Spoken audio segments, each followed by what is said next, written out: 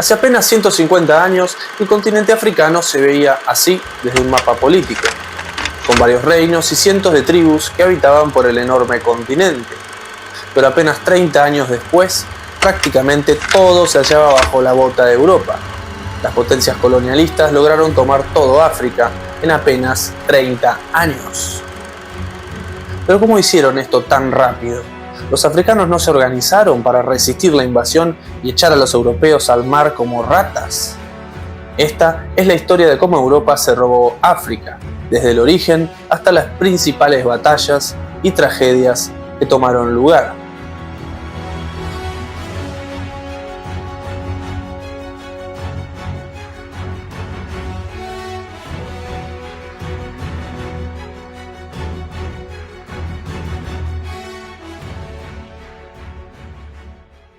Empezando por el principio, las sociedades africanas surgen al lado del mar o al costado de los grandes ríos, como el Nilo que dio origen al antiguo Egipto.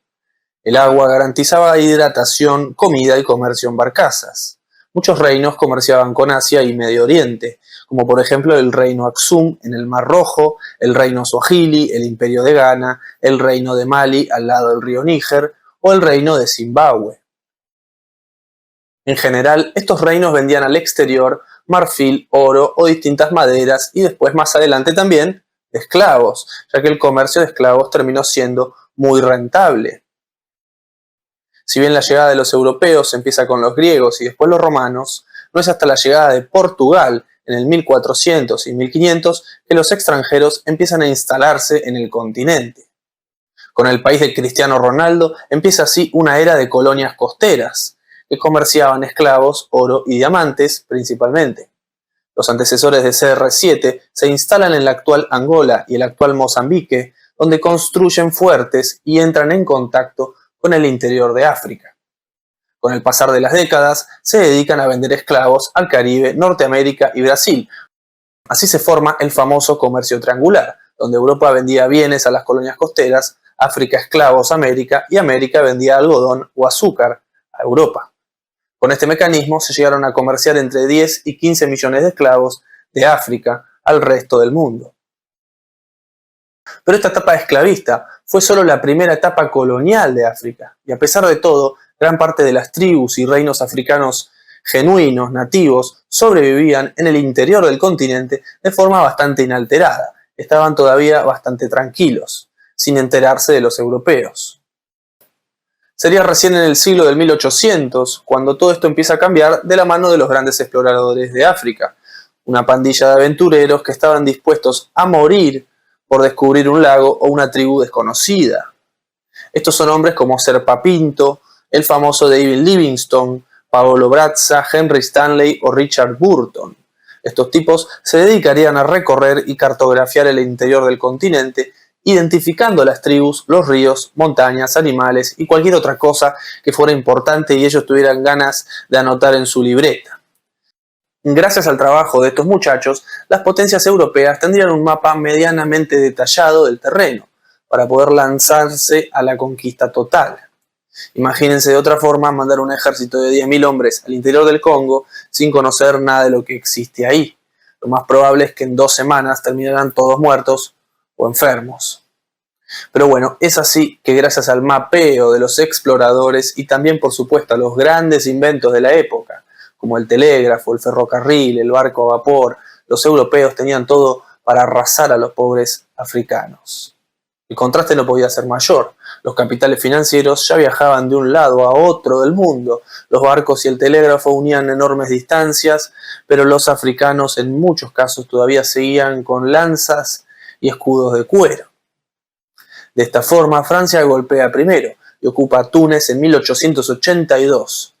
Y en el mismo año, Inglaterra ocupa el Egipto otomano. Pero atención, porque es acá que alguien tiene una idea muy civilizada y digámosle pragmática.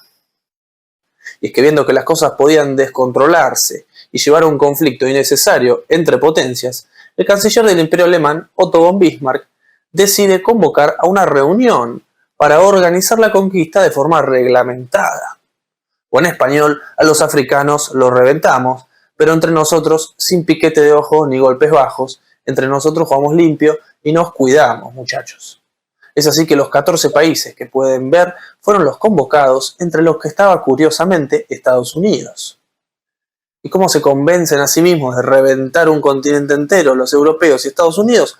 Bueno, no tenían mucho problema. Esta pandilla iluminada abusa del darwinismo social, es decir, se ve a sí misma como los adelantados que deben civilizar África y explotarla para hacer un bien a la humanidad. Con esto básicamente abren el paraguas para colonizar todo.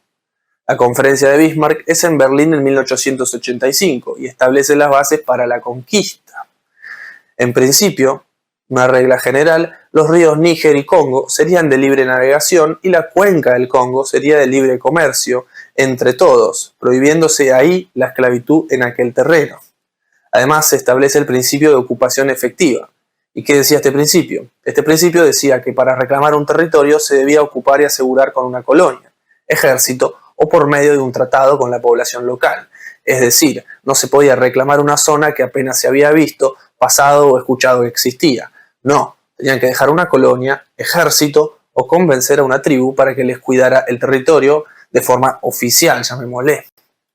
De esta forma, y gracias al bonachón de Bismarck, los europeos evitan luchar entre sí por las colonias de África y en pocos años se lanzan al interior del continente. El Imperio francés, controlando el 15% de la población africana, llegaría a ocupar Costa de Marfil, Guinea, Senegal, Mauritania, Mali, Madagascar, Argelia, Túnez y parte del Congo. El rey belga, Leopoldo II, obtuvo casi todo el Congo para él, donde más tarde llevaría a cabo un genocidio enorme. El imperio alemán, liderado por el bonachón, se hizo con Camerún, Togo, Namibia y Tanzania. Italia ocupó Libia, Somalia e intentó ocupar Etiopía de forma bochornosa. Portugal, a pesar de haber sido el primero, se tuvo que conformar con Angola, Cabo Verde y Mozambique. Y España, que venía de perder toda América y estaba en decadencia total, se tuvo que conformar con Marruecos y una parte costera del Sahara Occidental.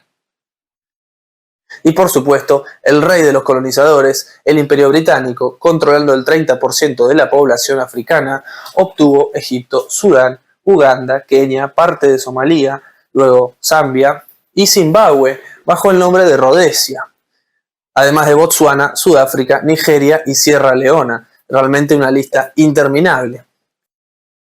Estados Unidos ocupó un terreno que llamaron Liberia y que lo formaron esclavos morenos liberados en Estados Unidos, los cuales fueron enviados y creían que era la tierra prometida en África, pero en realidad este experimento no fue muy bien, por no decir que fracasó de forma estrepitosa con el pasar de las décadas. Todas estas conquistas tienen lugar en formas de guerras, como la Anglo-Zulú en 1879 o la resistencia Nandi en Kenia, que duró más de una década. Pero también se utilizaron artilugios, llamémosle políticos, para engañar a los pobres africanos. Como pase de entrada principal, los europeos deciden utilizar la promesa del fin de la esclavitud.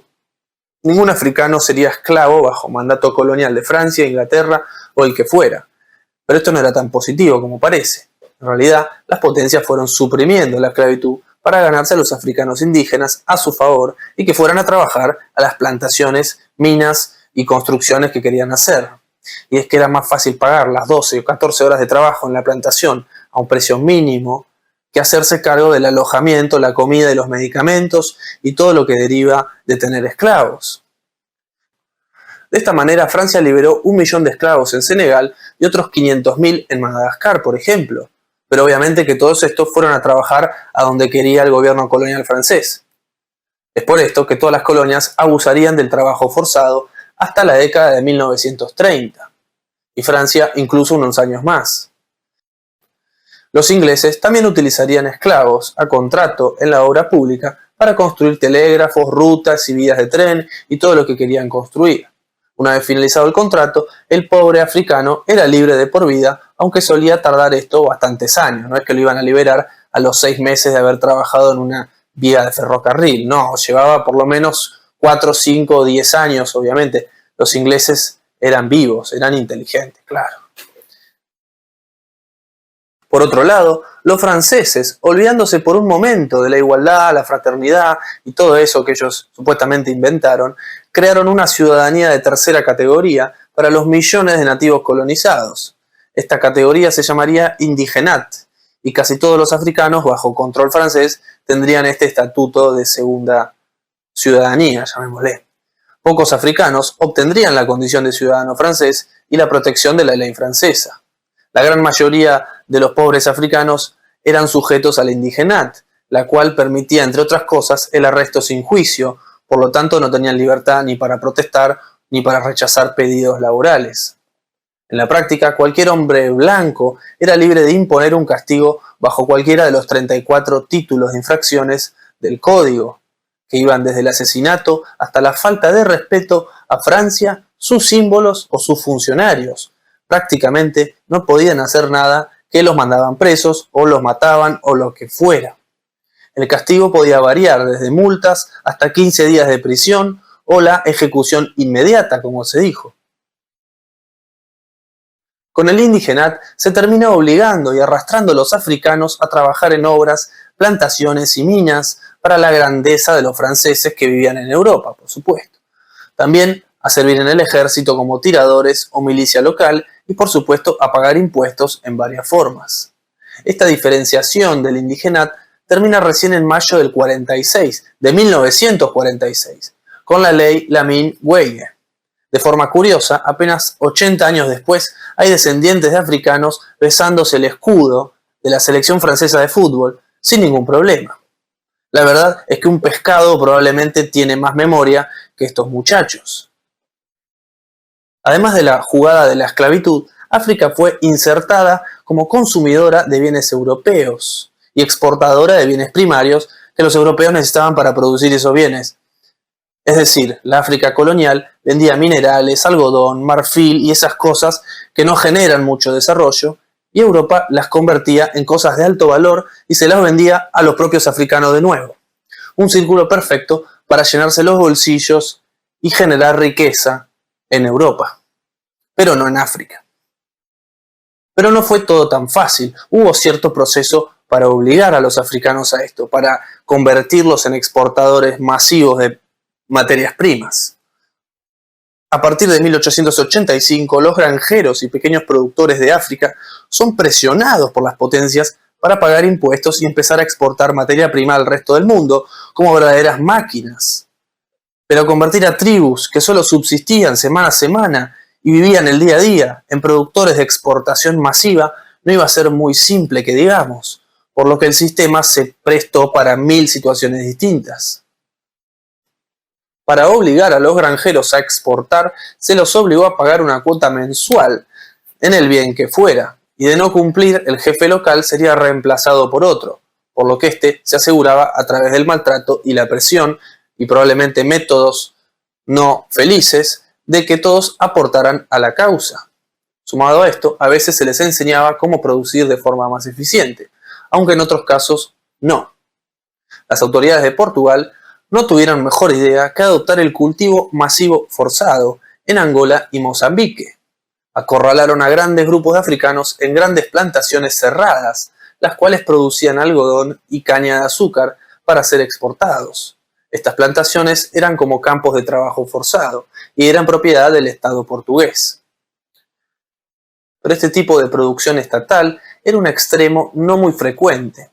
Aunque sí, en todas las economías coloniales el Estado regulaba e intervenía en las relaciones comerciales. Francia e Inglaterra optaron por utilizar a empresarios y jefes locales como mediadores para que atraigan y obliguen a los africanos a producir de manera más intensiva y así sacar más rédito. De todas formas, el premio al imperio más salvajemente civilizado se lo llevaron los belgas. De la mano del rey Leopoldo II, los belgas permitieron a las empresas utilizar el trabajo forzoso como mejor les pareciera. Que inventen lo que quieran, les dijo el gran Leopoldo. Les dijeron, muchachos, hagan lo que quieran.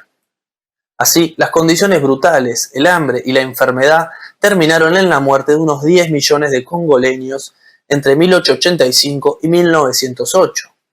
La práctica más común era cortar las manos de los que desobedecían o no cumplían con la cuota de caucho que se les había pedido.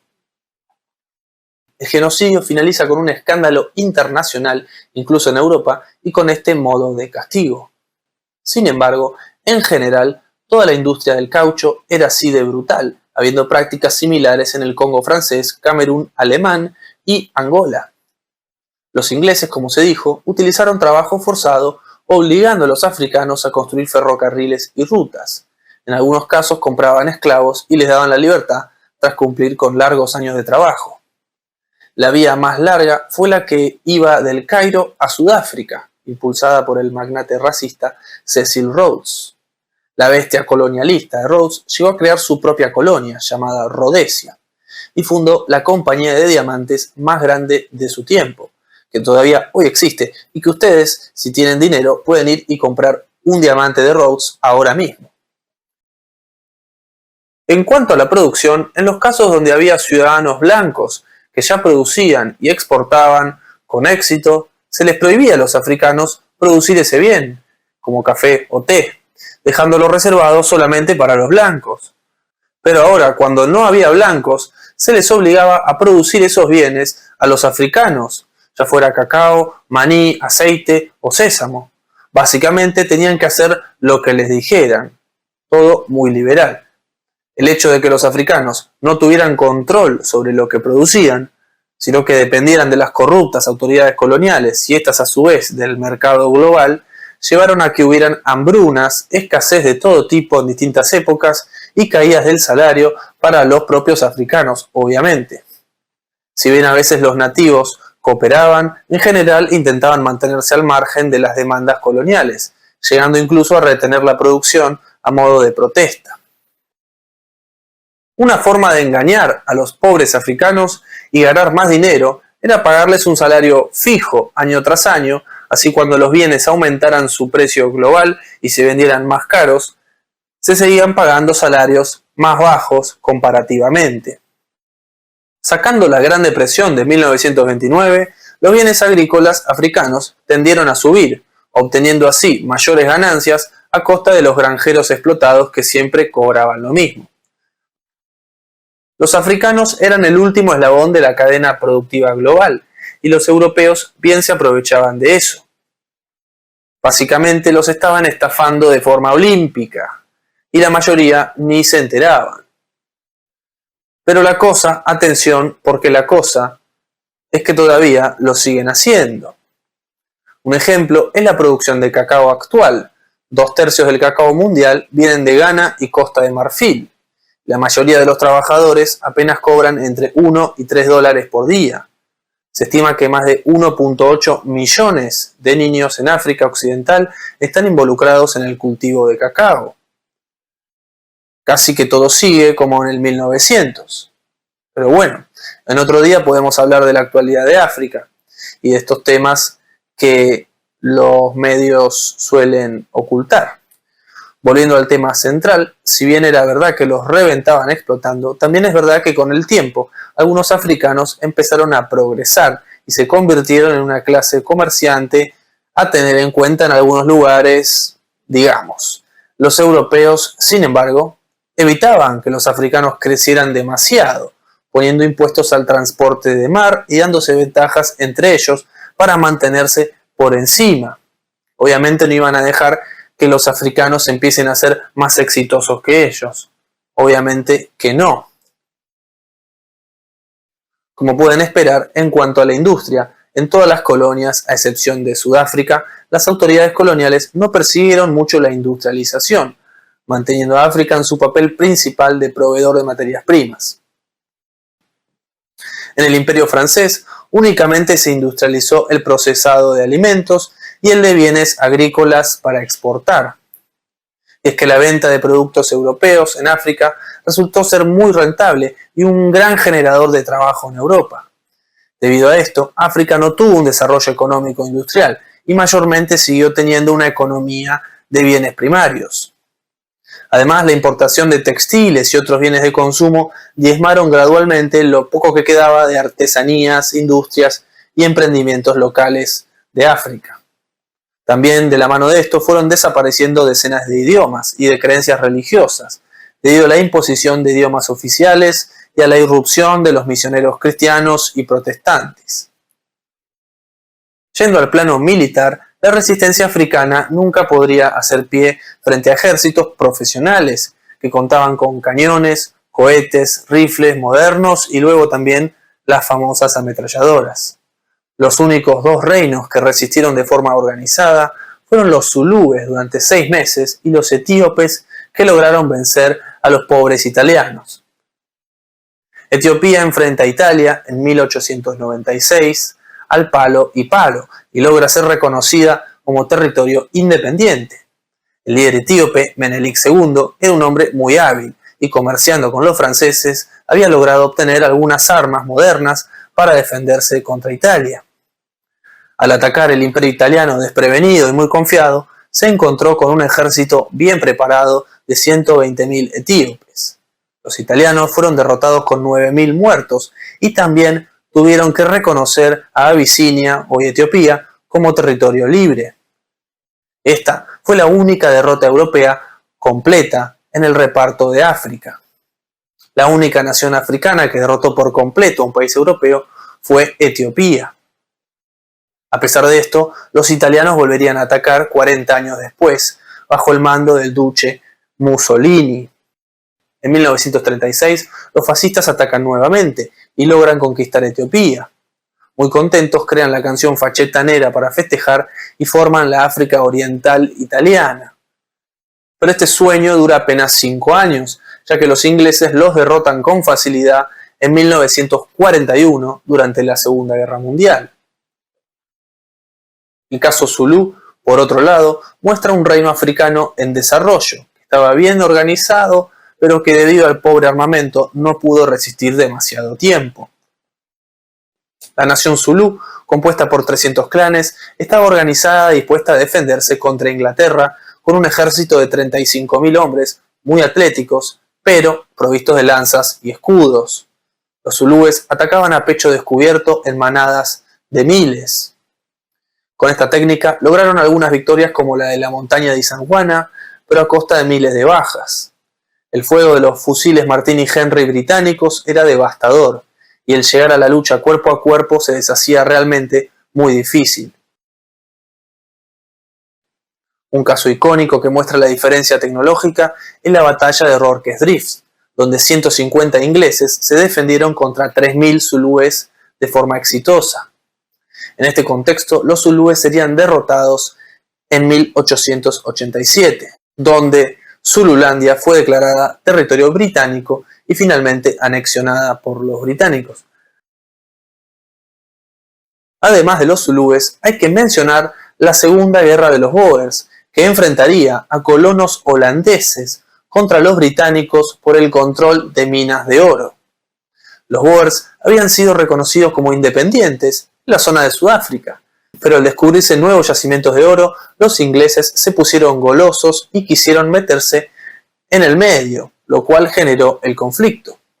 Los británicos invadieron con 180.000 hombres y, si bien ocuparon las ciudades principales, tuvieron dificultad para vencer a la guerrilla Boer, que se instalaba en las montañas y bajaba con ataques sorpresa. Con políticas de tierra arrasada, los británicos eliminaron granjas y cultivos para dejar a los Boers sin recursos. Debían enfrentar el hambre o la rendición. Además, se terminaron creando campos de concentración para civiles Boer, donde murieron 26.000 por hambre y enfermedades.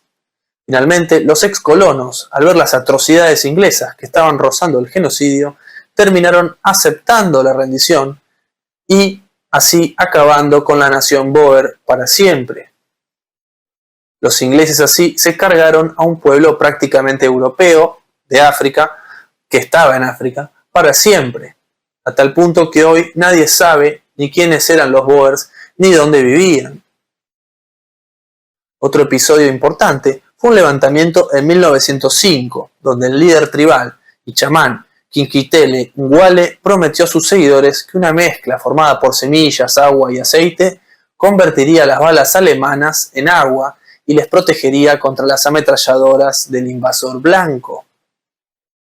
La situación de los campesinos en esa zona era terrible, así que con los augurios del chamán se rebelaron en masa y dijeron que Dios nos ampare, vamos con el chamán a ver qué pasa. Así atacaron puestos alemanes, pero finalmente fueron aplastados, muriendo al menos 70.000 nativos. Luego de eso, Alemania modificaría el sistema de cosecha, logrando que sea, dentro de todo, más humano y racional para la época. Otro capítulo violento es la participación en las guerras mundiales. En la primera, al estallar la guerra, tan solo Francia reclutó a 480.000 hombres, siendo 200.000 soldados que eran conocidos como los tiradores senegaleses. En Madagascar tampoco se salvó, los franceses reclutaron 45.000 hombres por la fuerza. Y en la Segunda Guerra Mundial se enviaron 180.000 tiradores extranjeros al frente para defender, por supuesto, a la Gran Francia. También Europa llevó la guerra a África, luchando por las colonias entre sí, como había logrado evitar nuestro amigo el bonachón durante mucho tiempo. En el marco de la Primera Guerra Mundial se daría la guerrilla más exitosa, quizás de la historia. En esta, Inglaterra, Francia y Bélgica atacaron las colonias alemanas con fuerza, capturando las principales ciudades sin problemas. Pero los alemanes, al mando de Paul Borbeck, iniciaron una guerrilla que con apenas 3.000 germanos y 11.000 africanos entrenados, mantuvieron a 300.000 tropas aliadas ocupadas en su persecución y búsqueda, dando vueltas en círculos prácticamente. El plan era justamente ese, entretener la mayor cantidad de recursos y hombres aliados en África para debilitar el esfuerzo aliado en Europa. Esta exitosa columna al mando de Borbeck terminó transitando sola y aislada por África y acabó por rendirse al recibir la noticia del fin de la guerra desde Europa. En un contexto general, la Primera Guerra Mundial generó gran malestar en los nativos africanos y causó una ola de revueltas. Todas las revueltas serían sofocadas con mucha dureza, lo que contribuiría aún más a crear ese resentimiento anticolonial que se concreta en la aparición de movimientos anti-europeos. Seguidores chilembwe reconocían que entendemos que hemos sido invitados a verter nuestra sangre inocente en esta guerra mundial y se abusa de nosotros más que de ninguna otra nación bajo el sol. Muchos africanos, además, huyendo del reclutamiento forzoso, abandonaron sus territorios y emigraron a otras colonias con diferente gobierno o idioma, o bien hasta se escondieron en zonas como montañas y selvas. Durante la Primera Guerra, entre combates, represalias y hambrunas, las víctimas mortales alcanzaron a más de 1 millón de africanos y un número más elevado aún de heridos. Desde el punto de vista administrativo, tras la guerra mejoró la función pública bastante, y en ella entraron a formar parte muchos africanos. Por supuesto que esto sirvió en algún modo para las independencias que vendrían posteriormente. El sentimiento anticolonial seguiría creciendo y creciendo hasta explotar luego de la Segunda Guerra Mundial, donde los estados europeos, debilitados por la guerra, se desligan de los africanos por motivos económicos. Y es que la dominación económica a través de deuda y el financiamiento de dictadores corruptos era más fácil y productiva que la colonización clásica.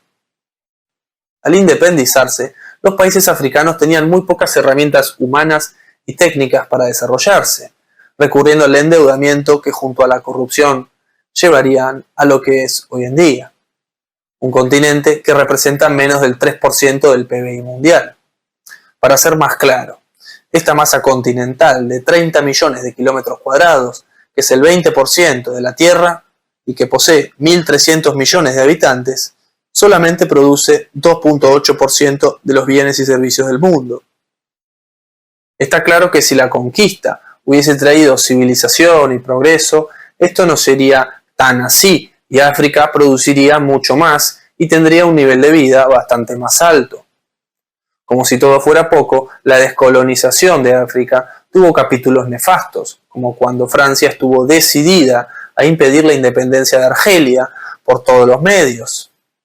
Argelia desde 1830 era la joya francesa en África y vivían allí 1 millón de no africanos, en su mayoría europeos, pero los musulmanes argelinos nativos se los trataba como de segunda categoría, generando que empiecen a rebelarse.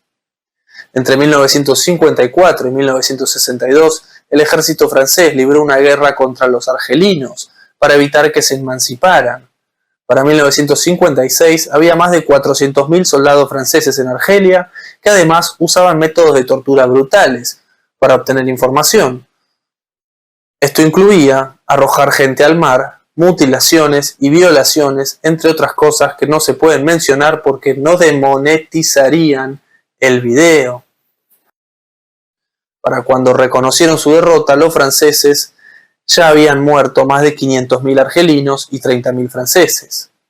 Argelia se independizó así luego de una larga y terrible guerra en julio de 1962.